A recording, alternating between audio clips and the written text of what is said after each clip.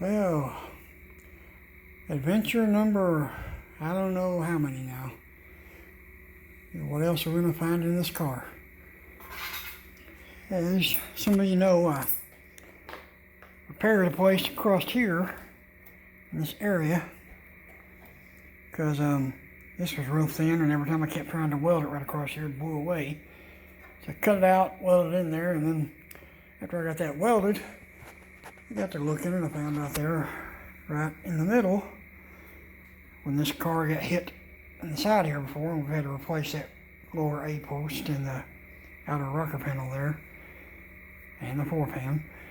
It was rusted and bent, but it bowed the cowl panel where the vent was. I'll go over here and show you the vent. I don't know if we'll be able to see it. I got it off. But, right there was a high spot.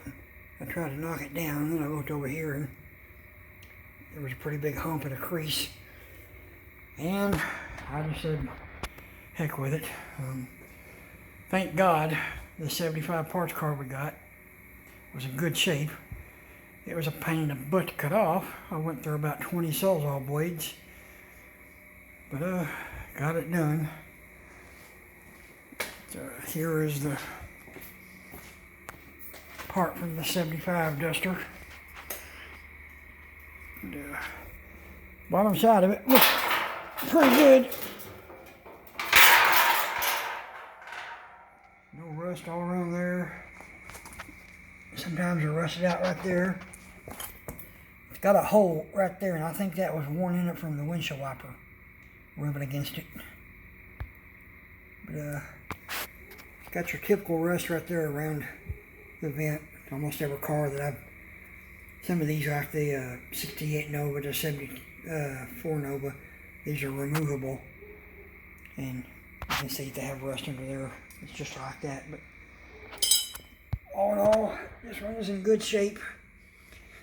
I'm gonna sand this, wire brush all that in there, put some rattle can self-etching primer over there on it.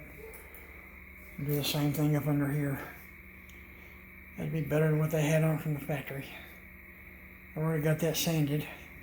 Yeah, this is where I primed it before, but it's got weld marks and some welder wire sticking through from where I welded that stuff up here. Anyway, that's the update.